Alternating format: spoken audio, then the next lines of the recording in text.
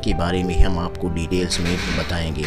वहाँ के कानून और वहाँ की रखरखाव, वहाँ की औरतें और वहाँ के इंसानों की क्या दशाएं हैं। दोस्तों 2012 में ईरान के पुलिस प्रमुख ने घोषणा की कि गूगल जासूसी का एक उपकरण है। इसके बाद ही ईरानी प्रमुख ने निर्णय लिया कि वह एक राष्ट्रीय इंटरनेट बनाएगी जो राज्य नियंत्रण के अधीन होगी। दोस्तों ईरान में जो कपल विवाह लाइसेंस चाहते हैं उन्हें इससे पहले गर्भनिरोधक पर 1 घंटे का लंबा व्याख्यान देने की आवश्यकता होती है। 1948 में ईरान ने पहली बार ओलंपिक में भाग लिया। तब से अब तक 1980 और 1984 को छोड़कर वह हर ग्रीष्मकालीन ओलंपिक खेलों में अपने एथलीट को भेजता है और ईरान ने 1956 के बाद से कई बार शीतकालीन ओलंपिक में भी भाग लिया है। दोस्तों ईरान की कुल जनसंख्या के 14% ईरान के लोग मोटापे में ग्रस्त हैं दोस्तों, जिससे यह दुनिया का 41वां देश बन गया है। दोस्तों अब ईरान का आधिकारिक नाम ईरान का इस्लामिक गणराज्य है। यह 1982 में एक इस्लामिक गणराज्य बन गया था। इस देश में जब राजशाही को उखाड़ फेंका गया था।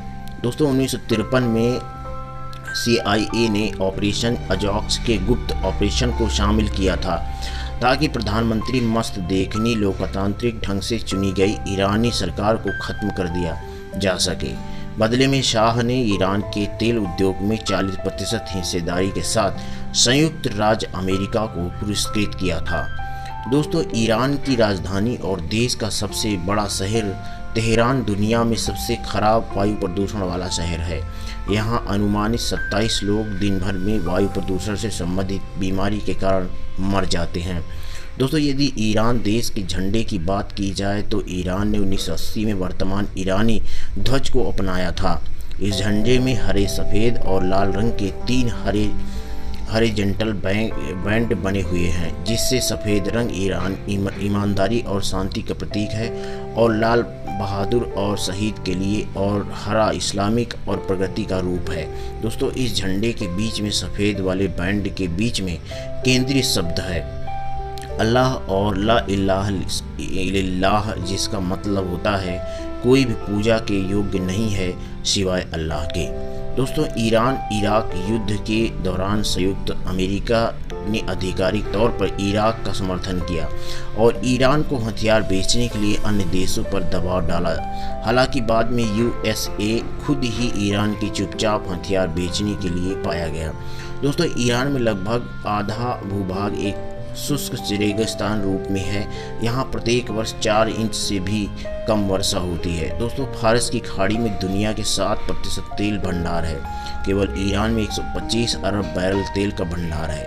यह दुनिया के भंडार का 10% है। ईरान प्रत्येक दिन लगभग 4 मिलियन बैरल तेल का पंप करता है।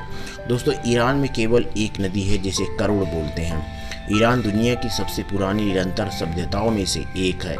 दोस्तों 4000 BC के पास स्थित बस्तियां भी हैं। लगभग 70% ईरान की जनसंख्या 30 वर्ष से कम उम्र की है वहां पर। दोस्तों 1979 में ईरान के शाह को हटा दिए जाने के बाद ईरान एक कानूनी प्रणाली से इस्लामिक कानून में वापस लौट आया। इस कानून के तहत महिलाओं को मानसिक या कानूनी रूप से पुरुष के समान नहीं माना जाता है।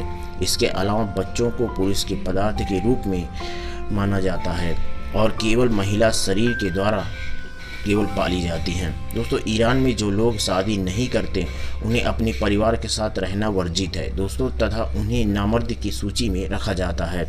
दोस्तों प्राचीन काल में ईरान के लोगों ने एक पानी की प्रणाली बनाई थी जो कि ईरान में पानी की आपूर्ति को पूरी करती थी। यह एक भूमिगत पानी को इकट्ठा करती है और उन जगहों तक पहुंचाया करती है जहां पानी की अत्यधिक आवश्यकता होती है। दोस्तों सीरानियों का सबसे प्राचीन व्यापार कालीन बनाना है। ईरानी कालीन बनाते समय जानबूझकर उस कालीन में गलती कर देते हैं। वह यह दिखाता न चाहिए कि सिवाय अल्लाह के कोई और परफेक्ट नहीं हो सकता। तेल के बाद ईरान की दूसरी सबसे बड़ी निर्यात तक वस्तु कालीन ही है। दोस्तों ईरान की राजधानी पहरा का मतलब होता है गर्म ढलान तथा 12 मिलियन लोग इस ढलान पर रहते हैं।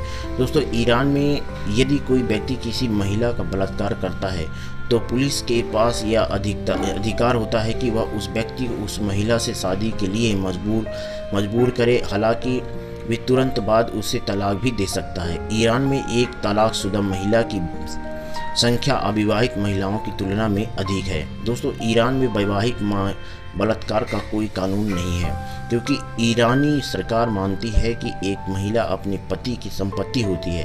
यदि पति अपनी पत्नी के साथ दुर्व्यवहार करता है तो वह अपने परिवार के पुरुष के सदस्य द्वारा धमकाया जा सकता है, लेकिन यह पुलिस का कर्तव्य नहीं है। दोस्तों, ईरान में 9 वर्ष से अधिक आयु वाली महिलाओं को सर्वाधिक रूप से हिजाब पहनने की अनुमति है। इसके अलावा धार्मिक नियमों के अनुसार कोई महिला नहाने के कपड़े में किसी पुरुष के सामने नहीं आ सकती है। दोस्तों, international federation of association football यानी कि फीफा 2007 में हिजाब प्रतिबंध लगा दिया था, जिसके कारण 2012 के ओलंपिक में क्वालीफाई के करने के बावजूद ईरानी महिला फुटबॉल टीम न खेल पाई थी। दोस्तों, ईरान दुनिया में सबसे अधिक शहरी विकास दर का अनुभव किया है, जो कि 1950 से 2002 के बीच 27% तक बढ़ रहा है। 2030 तक आबादी का 80% हिस्सा शहरी हो जाएगा। दोस्तों, हाल ही के वर्षों में ईरान में बाल वेश्यावृत्ति बढ़कर 635% हो गई है। अकेले तेहरान में लगभग 84,000 महिलाएं और लड़कियां वेश्यावृत्ति में हैं। फ्रांस, जर्मनी देशों में सबसे ज़्यादा ईरानी महिलाओं की तस्करी की जाती है। दोस्तों, ईरान के दक्षिण पश्चिम एशियाई भागों में हीरोइनों की स्मगलिंग बहुत ज़्यादा होती है। इसे रोकने के लिए लगभग पिछले 25 वर्षों में 3600 से अधिक ईरानियों की मौत हो चुकी है। दोस्तों, समलैंगिक संबंधों पर प्रतिबंध लगा हुआ है। अतउल्ला रुल-उल्ला एवं निश्चय किया है कि ट्रांसजेंडर लोगों को ईरान में यौन की परिवर्तन की अनुमति है। 2008 के बाद इसे ईरानी दुनिया में किसी अन्य की तुलना में अधिक यौनी परिवर्तन किया है। इसके बाद दूसरा स्थान थाईलैंड का आता है। दोस्तों, ईरान दुनिया में कैवियर, पिस्ता और केसर का सबसे बड़ा उत्पादक देशों में से एक है। आपको जानकर हैरानी होगी कि पूरे मिडल ईस्ट में सिर्फ ईरानी ही एक कंडोम का कारखाना है। ईरान में दुनिया में सबसे ज़्यादा मादक द्रव्य की दर है। यहाँ ईरानी सरकार कम कर्जों में युवा ईरानियों की शादी करने और मेट्रोसंग करती है, क्योंकि अगर पारंपरिक ईरानी विवाह की बात करें तो वह बहुत ही ज़्यादा खर्चीला होता है। दोस्तों, 2007 में ईरान संयुक्त अरब अमीरात में ही मस्जिद के लिए दुनिया का सबसे बड़ा हस्त निर्मित कालीन का उत्पादन किया। यह एक फुटबॉल के मैदान जितना बड़ा कालीन था। दोस्तों, ईरान में ही विश्व प्रसिद्ध खेल पोलो 2620 शताब्दी ईसा पूर्व ईरान में ही ईजाद हुआ था। इसका मुख्य उद्देश्य सेना को प्रशिक्षण देने के लिए था। दोस्तों, दुनिया में ईरान को नाक की नौकरी की राजधानी कहा जाता है, क्योंकि पश्चिमी देशों में ईरानी महिलाओं की नाक की आकृति को ज़्यादा पसंद किया जाता है। दोस्तों, ईरान दुनिया का 18वां सबसे बड़ा देश है। इसका क्षेत्रफल दोस्तों बता दें कि 16,48,195 वर्ग किलोमीटर है। यह अलास्का से थोड़ा ही छोटा है। दोस्तों, आपने देखा कि ईरान की कैसी कानून व्यवस्था है। वहाँ पर महिलाओं और पुरुषों में बहुत फ़र्क रखा जाता है। महिलाओं को एक यूज़ करने की तरीके से यूज़ किया जाता है। दोस्तों, आप कमेंट करके हमें ज़रूर बताइए कि ये वीडियो में जो आपको कानून बताए गए हैं क्या सही हैं, ऐसा महिलाओं के साथ होना चाहिए। अगर नहीं होना चाहिए तो आप कमेंट करके हमें अपनी राय दीजिए। अगर नए हों तो सब्सक्राइब करके हमारे चैनल को और बेल आइकन ज़रूर दबाएँ। बहुत बहुत धन्यवाद।